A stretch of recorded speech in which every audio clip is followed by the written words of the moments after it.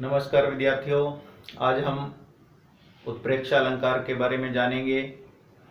प्रिय विद्यार्थियों, जब उपमान न होने पर उपमेय की संभावना व्यक्त की जाती है वहाँ उत्प्रेक्षा अलंकार होता है। कारण न होने पर भी कारण की संभावना, अफल में फल की संभावना, अहित में हित की संभावना, ये सभी उत्प्रेक्षा अलंकार के लक्षण हैं। प्रिय विद्यार्थियों, आइए जानते हैं उत्प्रेक्षा अलंकार के बारे में। उत्प्रेक्षा अलंकार जब उपमान न होने पर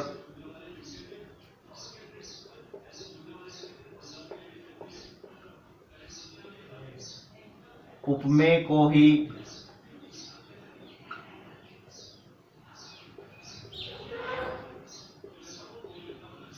उपमान मान लिया जाता है,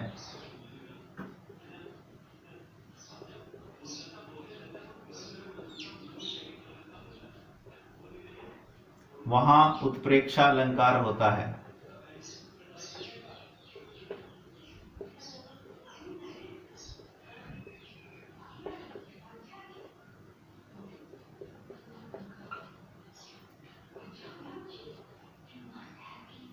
प्रिय विद्यार्थियों, उत्प्रेक्षा अलंकार के तीन भेद हैं। वस्तुत्प्रेक्षा, दूसरा है हेतुत्प्रेक्षा,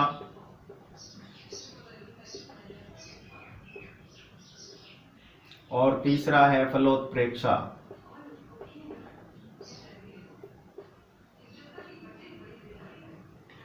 वस्तुत्प्रेक्षा वस्तु प्लस उत्प्रेक्षा शब्द से बना है। हेतुत्प्रेक्षा हित प्लस उत्प्रेक्षा से बना है, और फलोत्प्रेक्षा फल प्लस उत्प्रेक्षा से बना है। वस्तु प्लस उत्प्रेक्षा।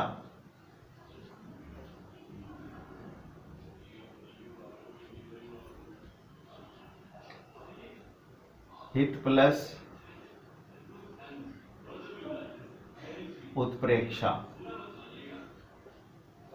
और ये फल प्लस उत्प्रेक्षा।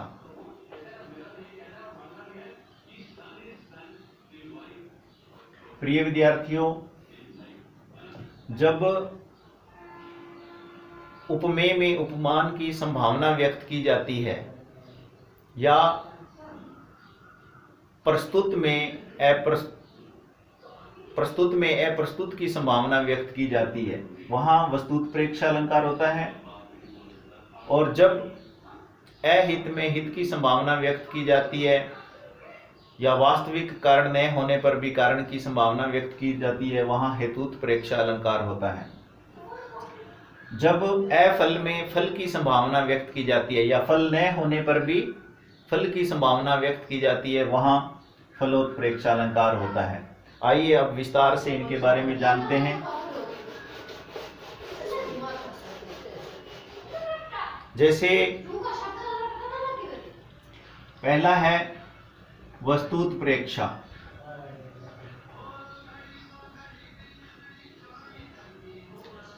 जब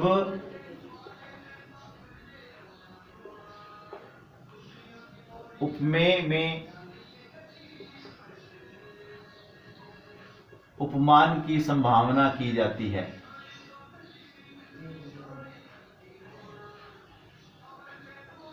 वहां वस्तुत्प्रेक्षा अलंकार होता है। दूसरे शब्दों में कह सकते हैं कि प्रस्तुत में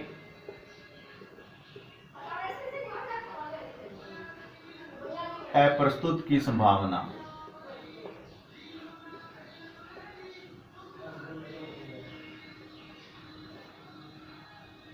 एक उदाहरण के द्वारा जानते हैं इसको। अति कटु वचन कहती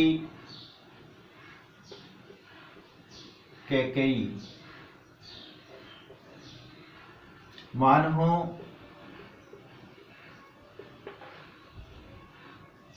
लोन जरे पर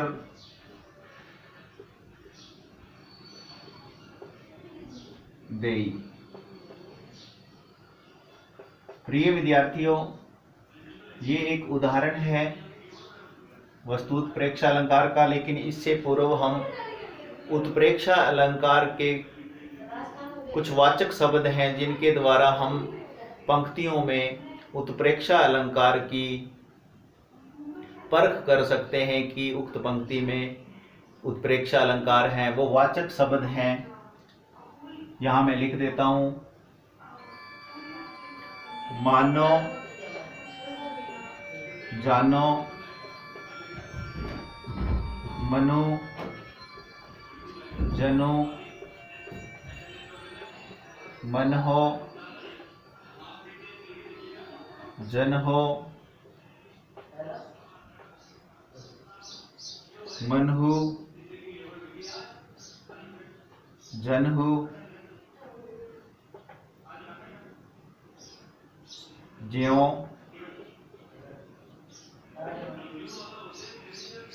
निश्चय आदि। प्रिय विद्यार्थियों, ये उत्प्रेक्षा अलंकार के वाचक शब्द हैं। इनके द्वारा हम ये पता लगा सकते हैं कि उक्त पंक्ति में उत्प्रेक्षा अलंकार है। कविता की कोई पंक्ति आपके सामने आ भी जाए और उसमें इन शब्दों में से कोई शब्द हमें दिखाई पड़ता है तो हम ये कह सकते हैं कि उक्त पंक्तियों में उत्प्रेक्षा अलंकार है। आइए अब इस उदाहरण के द्वारा हम जानते हैं। आपके सामने लिखा है, अति कटु वचन कहती कैकेयी, मान्हु लोन जरे पर देई। पंक्ति कैकेयी द्वारा कहे गए कुछ कटु वचनों के बारे में है कि कैकेयी ने जो कटु वचन कहे थे, कड़वी बातें कही थी, मानो ऐसे लग रही थी जैसे जले हुए पर लोन नमक छिड़का जा रहा हो। जरे का यहाँ अर्थ है जलना या जला हुआ। तो कैकेयी के जो कटु वचन थे वो ऐसे लग रहे थे मानो जले पर नमक छिड़का जा रहा है। तो यहाँ पे एक वाचक शब्द आया है मानो, जिससे हम पता लगा सकते हैं कि ये उत्प्रेक्षा अलंकार है और उपमेय में उपमान की संभावना के कारण इसमें वस्तुत्प्रेक्षा अलंकार है। आइए अब इसके दूसरे भेद के बारे में जानते हैं। इसका दूसरा भेद है हेतुत्प्रेक्षा।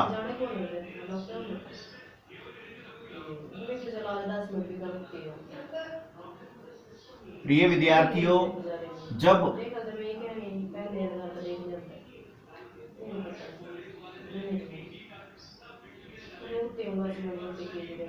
अहित में हित की संभावना की जाती है,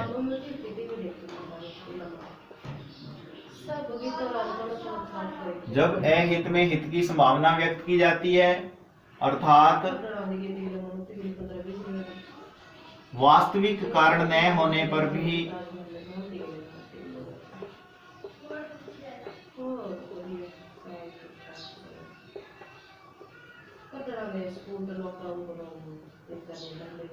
न होने पर भी कारण की संभावना।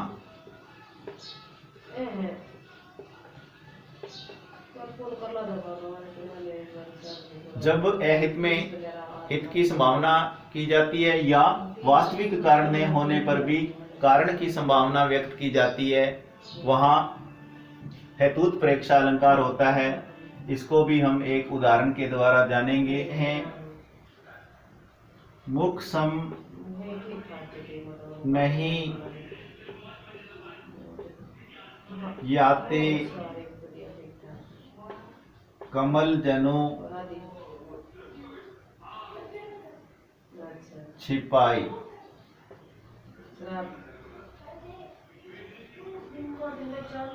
प्रस्तुत पंक्ति में ये बताया गया है कि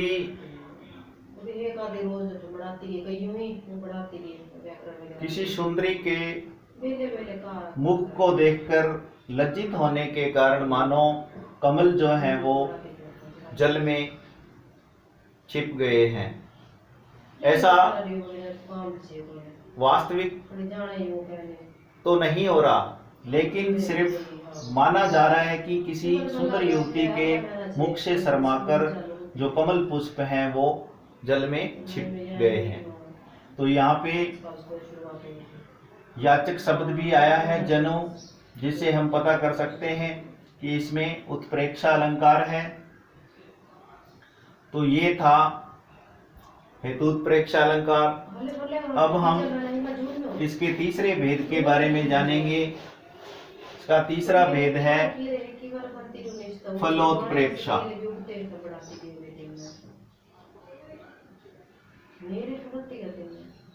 प्रिय विद्यार्थियों, जब फल न होने पर भी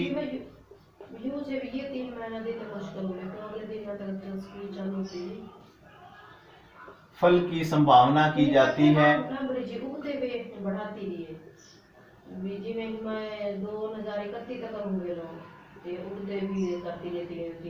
वहाँ फलोत्प्रेक्षा अलंकार होता है। फल न होने पर भी फल की संभावना व्यक्त की जाती है। इसको एक उदाहरण के द्वारा जानेंगे।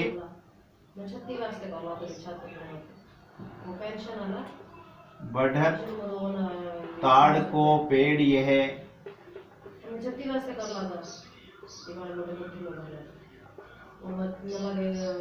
जनु चुमन आकाश।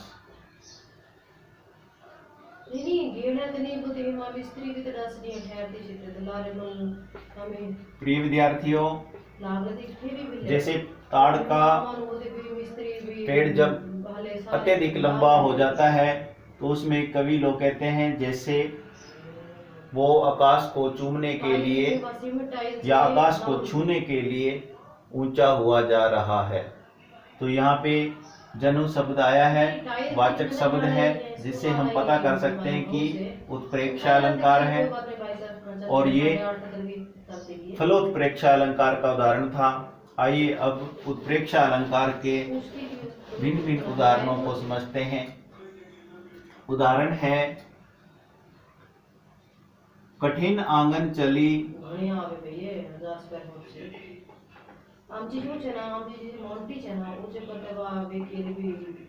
ताते राते पाम। मानो ताते राते पाम।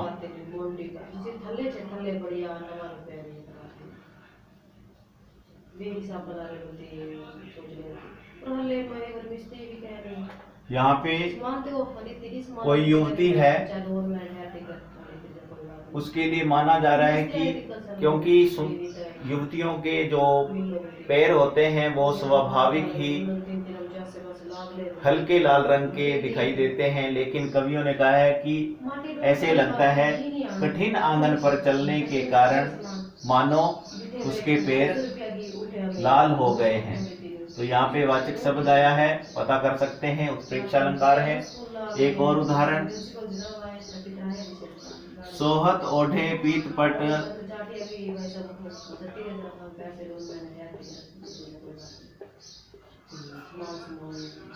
श्याम सलोने गात।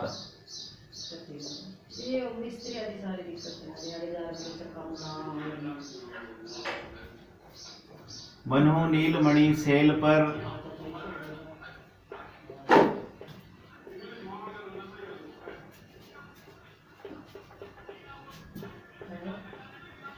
आतप पर्यो प्रभात।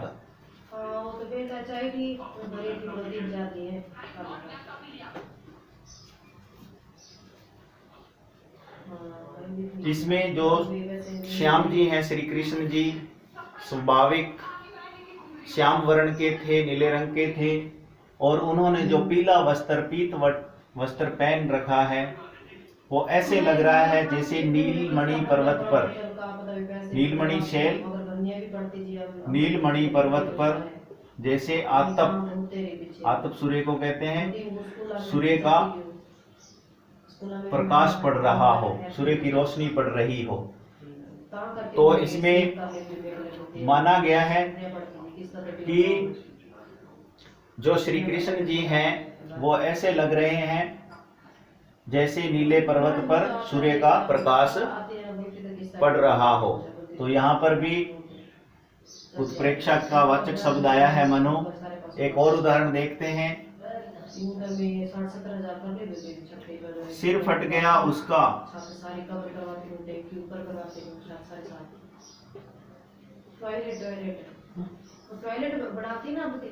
मानो अरुण रंग का घड़ा।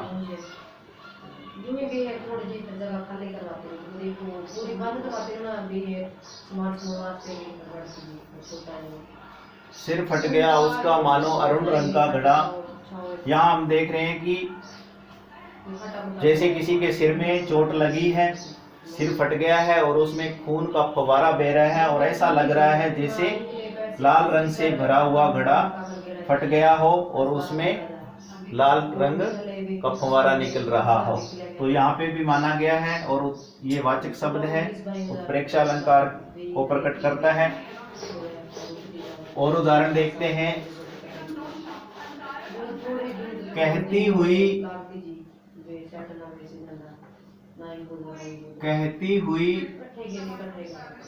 उत्तरा के नेत्र जल से यों भर गए। कहती हुई उत्तरा के नेत्र जल से यों भर गए। हिम के कणों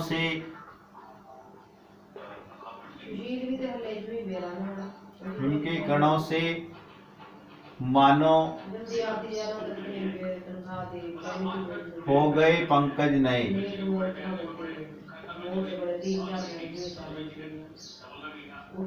प्रिय विद्यार्थियों, वाचक शब्द से पता लग जाता है कि इसमें उत्प्रेक्षा अलंकार है। जो उत्तरा थी युवती, कवि का तात्पर्य है कि उत्तरा के रोने पर उसके नेत्रों से आंसू जो निकले तो ऐसा लग रहा है जैसे हिम के कणों, बर्फ के कणों से जो कमल पुष्प हैं वो एकदम नए हो चुके हैं। तो ये माना गया है, इसमें उत्प्रेक्षा अलंकार था। एक और उदाहरण देखते हैं। उस काल मारे क्रोध के,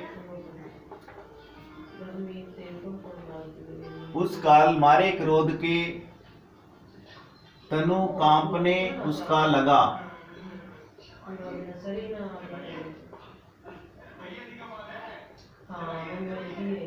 मानो हवा के जोर से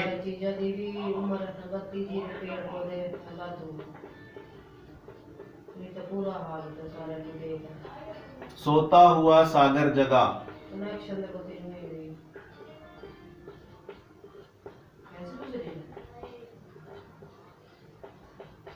यहाँ इस उदाहरण में हम देख रहे हैं, शायद ये पंक्ति परशुराम जी के क्रोध में आने के उपरांत लिखी गई है।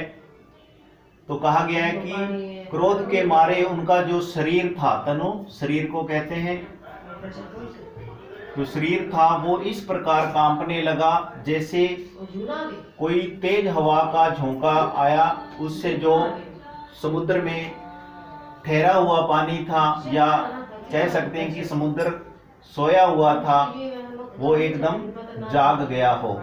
तो यहाँ पे भी वाचक शब्द आया है, पता लग जाता है उत्प्रेक्षा अलंकार है। तो इसका अंतिम उदाहरण करते हैं प्रिय विद्यार्थियों।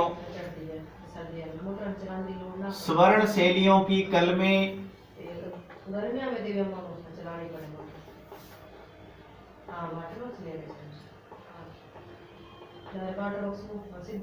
थी दूर दूर तक फैल रही।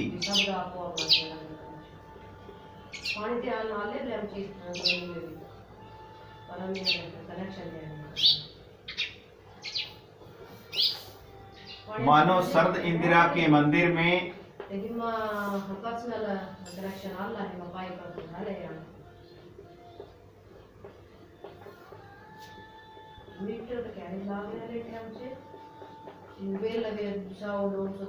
कोई गेल रही। प्रिय विद्यार्थियों, आपने देखा होगा गेहूं का पौधा वो इस प्रकार से निकलता है, जहाँ पे उसके इस प्रकार से पर्ण भी होते हैं, पत्ते होते हैं, और ऊपर अंत में जाके इस प्रकार का बाली लगती है। बाली मतलब फल को कहा गया है, धान का, गेहूं का फल, बाली।